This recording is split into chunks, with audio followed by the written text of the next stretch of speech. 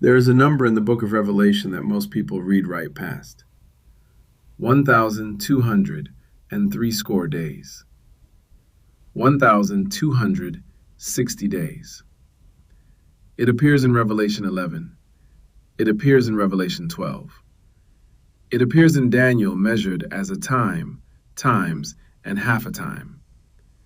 And it has been a mystery for centuries. Not because the Most High hid it, but because the key to unlocking it was taken from the people it was written for.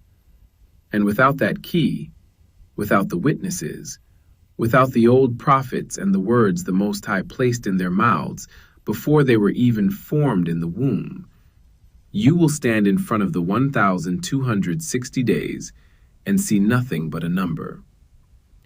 This is what we are unlocking today. Revelation is not a new message. It is not a fresh prophecy written for a generation that had no prior context. From the very first verse, it tells you exactly what it is. The apocalypse. The unveiling. Not the invention of something new. The pulling back of the curtain on what the prophets of old already spoke, so that the generation standing inside the fulfillment could finally see it for what it was. And if you do not know the witnesses, if you do not know what they spoke, what they saw, what words the Most High placed in their mouths before they were formed in the womb, you will stand in front of Revelation and see nothing but mystery. But go back to their words, and the mystery opens. Daniel saw it first. And in the days of these kings shall the Elohim of heaven set up a kingdom, which shall never be destroyed. It shall break in pieces and consume all these kingdoms, and it shall stand forever. Daniel 2:44. A kingdom established in the days of these kings, not after them. A kingdom that rises while the empires of men still stand.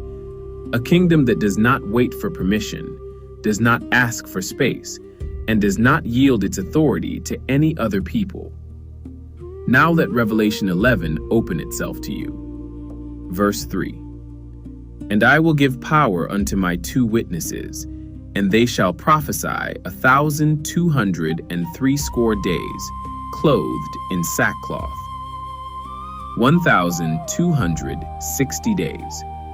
Written 3 ways across 3 witnesses, 3 books, 3 expressions, 1 appointed season, so that no generation, no nation, no scholar could claim they were not warned. So what is the 1,260 days? It is the appointed season of 2 things, prophesying and nourishment. Nothing more, nothing less.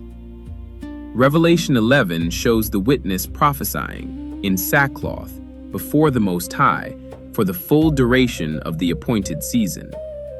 Revelation 12 shows that same witness in the wilderness, nourished by the Most High for the same duration.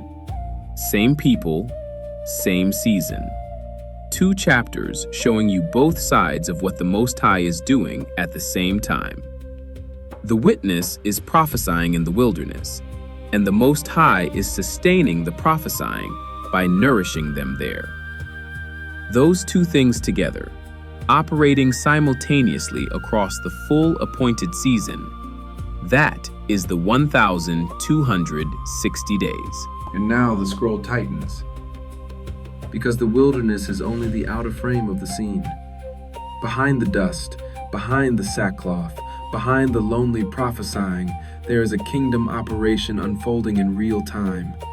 The witness stands in the barren place on earth, but above them, unseen by earth, the machinery of heaven is moving. Pipes, oil, light, supply. The inner workings of the throne driving the testimony forward day after day. And here is the hidden truth. The 1,260 days is their prophesying before the Most High, not before the nations. John spoke the prophecy to the nations in Revelation 11, declaring what shall come upon the earth. But the witnesses prophesy before the Most High. in the upper chambers where the decree is issued and the Spirit enforces it. And the decree is ancient.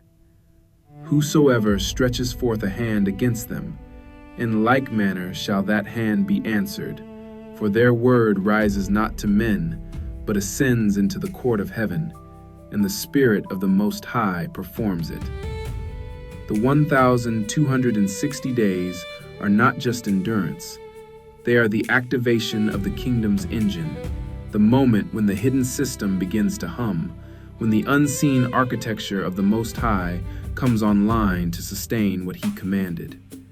And as that engine turns, the scroll pivots, the camera rises, and the vision opens into the structure behind it all. And this is the setup of Zechariah 4. Not a separate vision.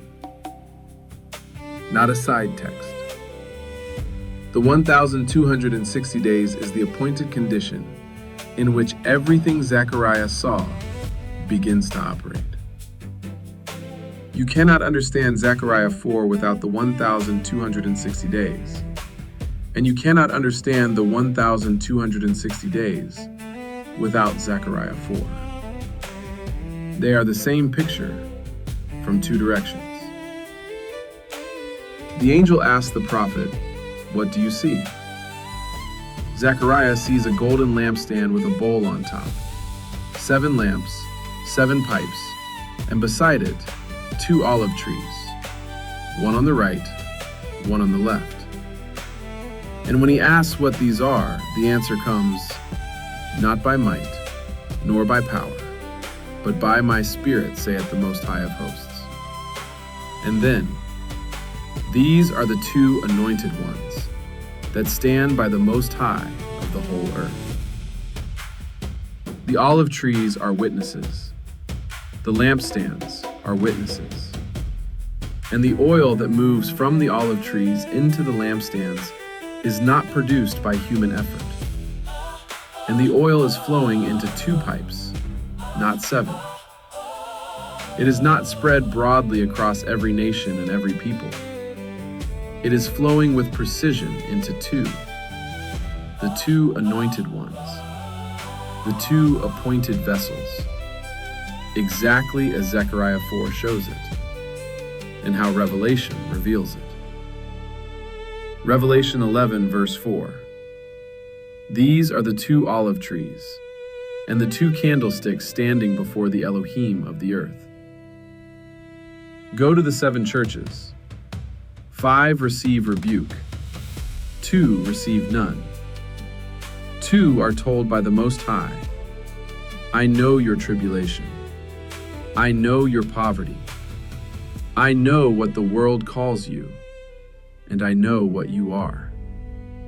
Smyrna and Philadelphia." The Most High is constructing something, not a building of stone, but his house, his temple, built of the people he appointed as witnesses before the world was formed. And the oil poured into the lampstands during the 1,260 days is the material he is using to build it.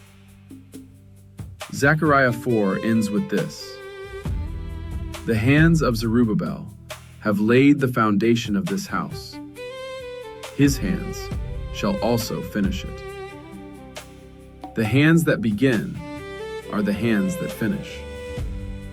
The Most High does not start what he does not complete.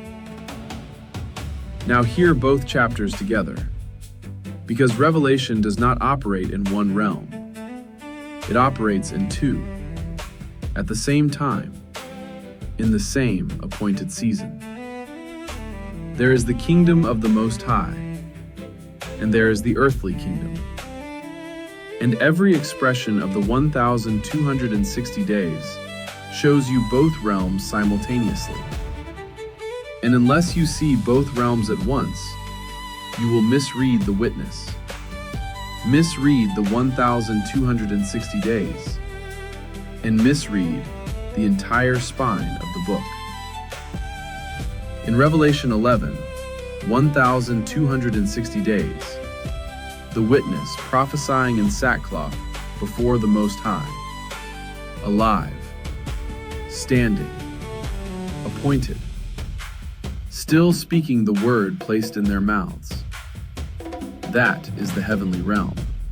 But on the same earth, in the same season, 3.5 days, the witness lying dead in the street.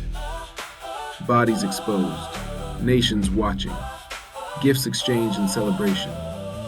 They rejoice because they believe the covenant has failed, that the witnesses stand abandoned, stripped of protection, cut off from the promises sworn to their fathers. They celebrate what they think is the collapse of the covenant itself. So when the witnesses are described as dead in the street, it means the ancient prophecies spoken about them are now being carried out. The very judgments declared over a silenced, desolated people. Ezekiel 35:12. They are laid desolate, they are given us to consume. Ezekiel 36:3. They have made you desolate, and swallowed you up on every side, that ye might be a possession unto the residue of the heathen, and ye are taken up in the lips of talkers, and are an infamy of the people. Psalms 83:4. Come, and let us cut them off from being a nation, that the name of Israel may be no more in remembrance. And the humiliation spoken in Isaiah 51:23, have said to thy soul, bow down, that we may go over. And thou hast laid thy body as the ground, and as the street to them that went over. The image of a people pressed to the ground, so others may walk over them. All of these prophecies converge into the meaning of dead in the street. Not always corpses, not always decay, not always physical death, but a public silencing, a public erasure, a public humiliation, a public stripping of identity, a public defeat celebrated by the nations. This is the earthly realm view. Same people, same moment, two completely different realities. And here is the point. Even though they finished their testimony on earth, they are still prophesying before the Most High, because the word he placed in their mouths still stands before him. And what stands before him cannot be silenced by what lies in the street.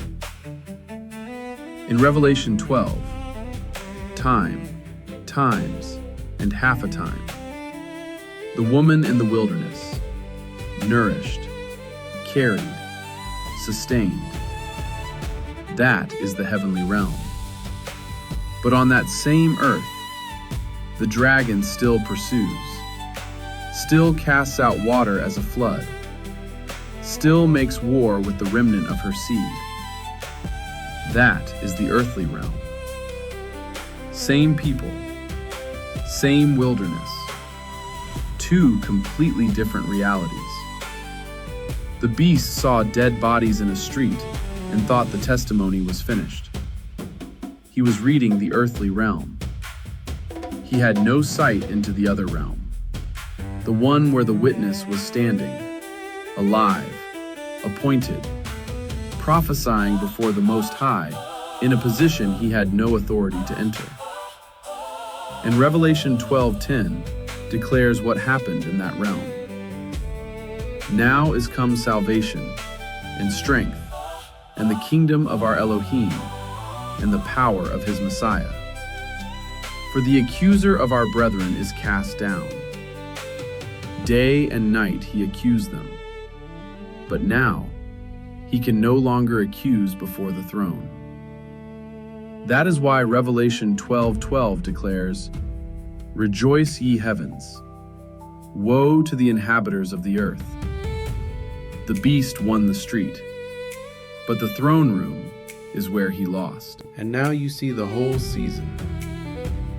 The wilderness, the witness, the lampstands, the furnace, the oil, all moving as one, not scattered, not symbolic, real, present, active.